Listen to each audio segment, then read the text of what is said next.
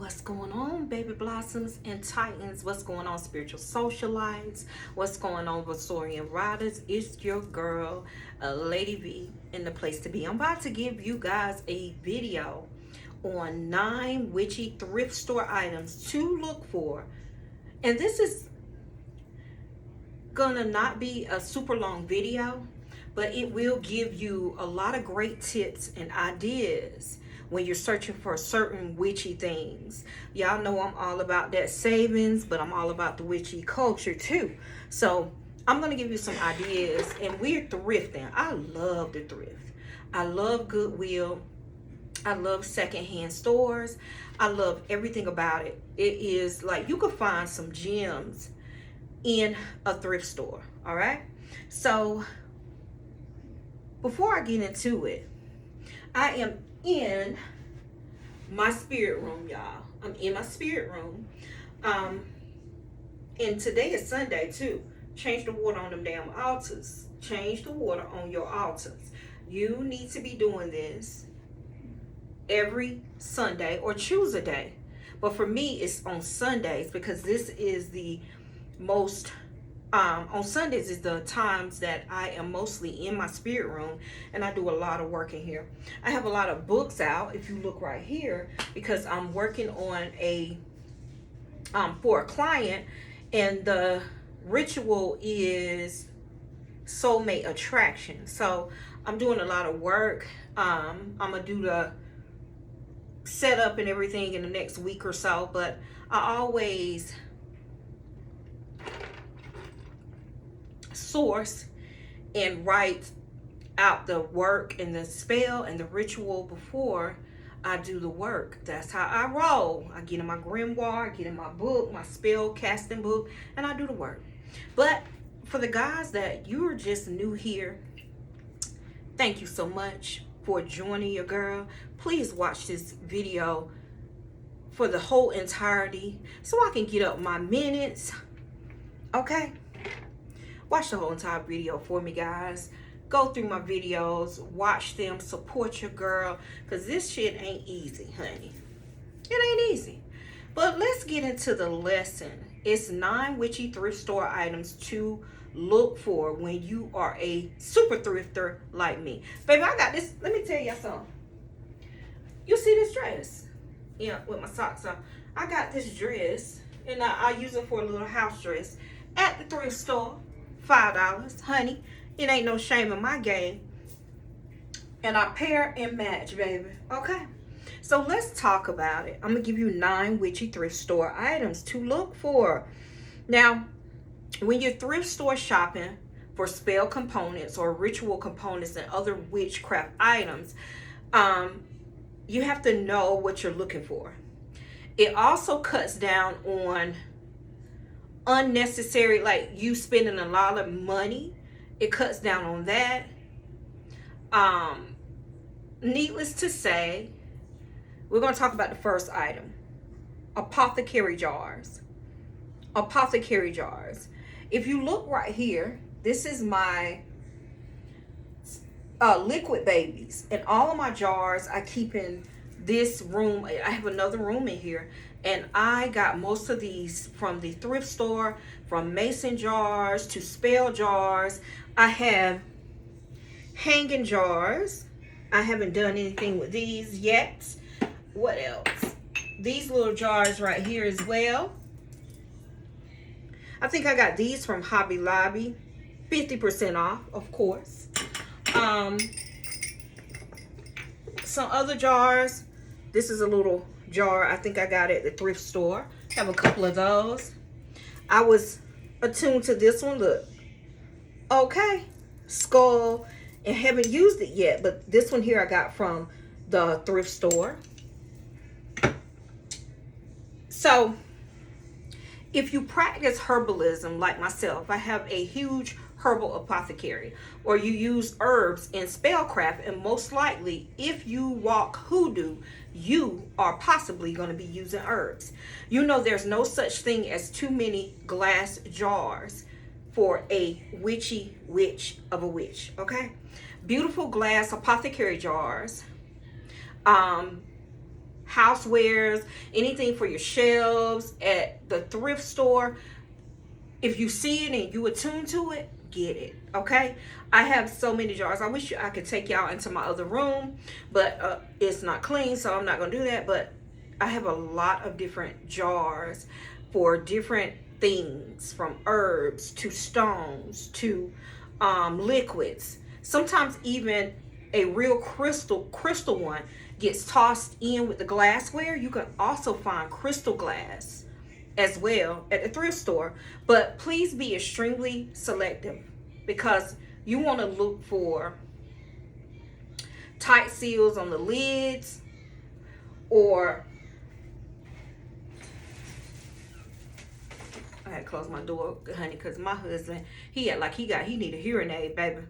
Okay, so anybody else husband like that, put it in the comments. I mean, really. So in particular, let's get back to the glass jars, honey. He is who he is, but look for tight seals on the lids. If you're getting mason jars, make sure it's not rusty. Make sure it's tight fitting. Make sure it has the seal inside of it, or corks or anything like that. I want you to check carefully for cracks or any other imperfections that will compromise your storage quality. Also, this is another one. This is my calendula oil that I made. And look at this jar. Very nice jar. And I got this one as well. So I use jars a lot. Look for graceful lines. Look for etching or striking colors that go with whatever intention or whatever you're going to put or use the jar for. All right. Next would be cauldrons, aka cast iron pots. Cast iron pots. You never want to buy thrift store items that wear easily, because by the time they get to you or get to your home, they usually don't have much life left in them. But a solid cast iron pot of good quality is an heirloom. I have one in there now that I found at the thrift store. I think I paid $7 to $10, and it's heavy. It's cast iron. To keep it from rusting, you want to take some olive oil and clean it. Please do not clean it with soap and water, or at least do not put it in your dishwasher. You want to clean it by hand, and then you want to take some olive oil on a paper towel and seal it. They also make perfect cauldrons too. You can burn things in a cast iron pot. You can set a fire. You can burn your items. You can burn your herbs.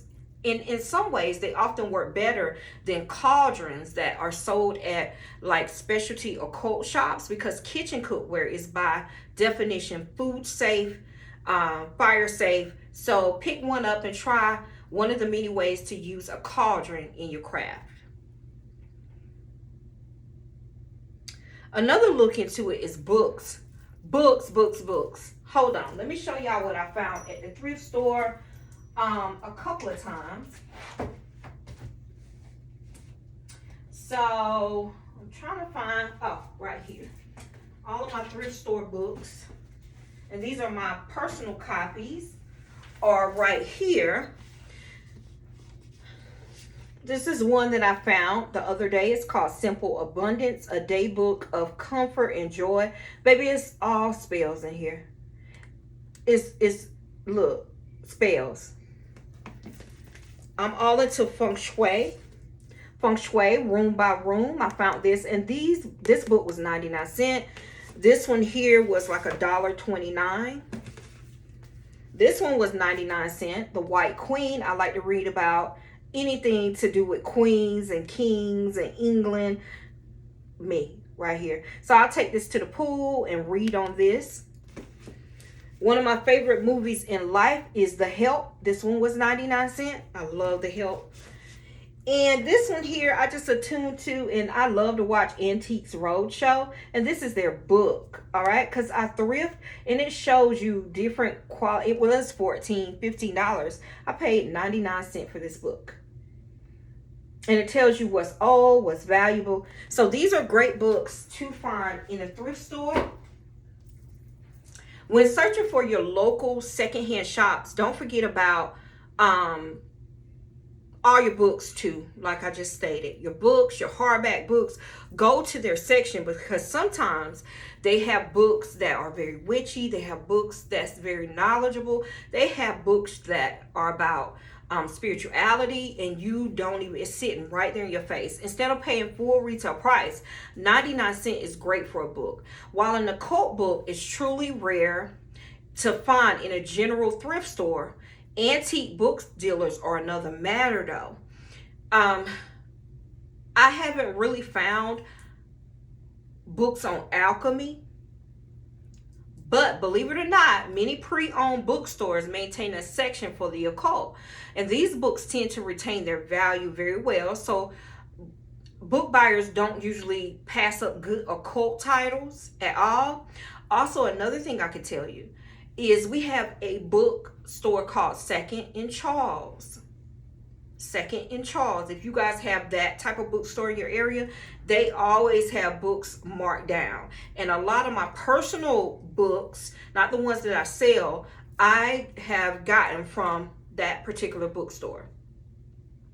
Some of them even carry used tarot decks as well. Even if they don't have a section specifically for occult items or occult things, they almost certainly carry used books on subjects of interest to witches, like feng shui, angel books, law of attraction books, those type of things. Try asking, and herbal books as well. Try asking about apothecary, holistic health, gemstone identification, even mythology. I love mythology as well. Baby, get them books and put them up and read them. Don't just buy them too and not read, okay? Another thing you could do is ritual jewelry. If you like to incorporate ritual jewelry into your practice, head over to the sparkly things at your local antique or consignment shops as well, and let it speak to you. If you feel a strong connection to something in particular, it might be just a piece you were searching for, or was it searching for you? You never know. Take care to properly identify more expensive pieces, because most consignment counters try to value things fairly and honestly, but even professional appraisers, they do make mistakes. So make sure you're buying quality jewelry. Another thing is chalices, cups and chalices. Here's a little secret. My chalice, I'm gonna show y'all mine. I got it from the Dollar Tree for $1. This is my chalice on my altar. You're going to love this one, okay? People often buy expensive silver chalices to use in wedding ceremonies. Once it's over, no one knows what to do with the stupid silver stuff, and you can't use it for company. There's usually only one or two in a ceremonial set. I see chalices and cup sets all the time when I'm at the thrift store. I choose not to overbuy because I'm not big on clutter, but I just have that one that I need right now, and that's how I work. I don't like clutter. I like things organized, and I don't like too much of nothing. But if you see something that you are attuned to, get you a ritual cup. There's all kinds of uses of a chalice. They age very well when they're in silver, but they tarnish, so you would have to get the silver stuff. You know what I'm talking about. And I ain't got time for that. That's why I got glass. I just, that's too much work for me, but I'm just letting y'all know. I see them all the time.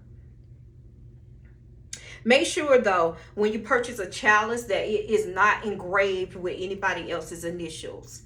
This may not bother you, but for me, it's a deal breaker. I don't like, no, don't do that. All right. Another thing is you can get an altar table. Altar tables. You see that table right here? It's a table right here. That's where I record a lot of my interactions with you guys. I got that table from the Goodwill for like $5.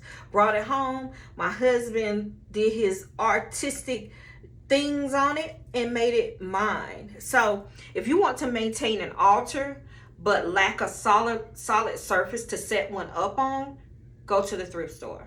Find a simple fold-out table from an apartment with limited space, like what I'm living in, or you can go big or ornate with a solid wood masterpiece. In general, the long, narrow tables people put in their entryways and hallways work really well for different altars in your home. You can go on Pinterest and check out all the amazing ways to upcycle your secondhand furniture, paint it, change out the drawers, change out the knobs, make it your own. Put your personal energy on it. Another thing is offering bowls. Much like chalices, I actually prefer secondhand offering bowls to new ones. I like the historical quality of them. This one right here is one. I keep my stones in this one, and this one is very heavy. I found this at the Goodwill. Okay, look how that look. I keep my stones in it as well, and I keep it on my altar. I have other bowls as well that I use. This one here I actually ordered. Okay, so yeah, different bowls that you can use for your work, and pieces that usually cost over $100 retail sometimes go for less than $5 at the thrift store. I want you to look for natural wood bowls or hand thrown pottery. Chipped ceramics with a little wear also look really beautiful. Sometimes the more beat up, the better. All right. Next, my stuff keep falling. So, frequent all of your local thrift stores. But for the kitchen witch, just something for you. More traditional tools slow down the process, forcing you to fully experience the kitchen spell in a mindful way. I want you to look for natural materials. You're going to look for heavy wood cutting boards, handcrafted spice racks, ceramic serving platters, nice cups that speak about your witchery. You could do that as well. I'm going to give you some final tips, and this will be: only choose the piece you truly feel connected to. Otherwise, your ritual space becomes cluttered with unnecessary objects. Clutter, yeah. Don't be a hoarder, okay? If you don't need it or you don't resonate with it, please do not buy it. Go with a list and stick to it. You likely know from experience what you need. Get that and leave everything else.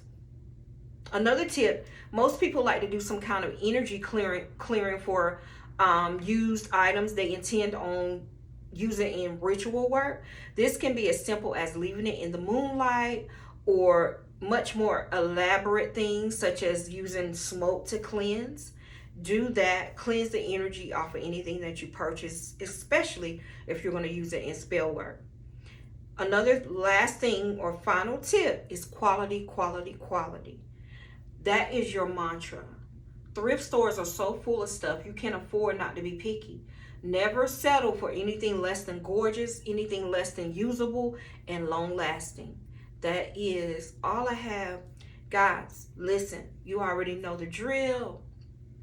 Don't forget to support, like, share, and subscribe to my channel. It's greatly appreciated. I see all of you. I want to say thank you so much for the followers that I have now. I'm working my way up, baby.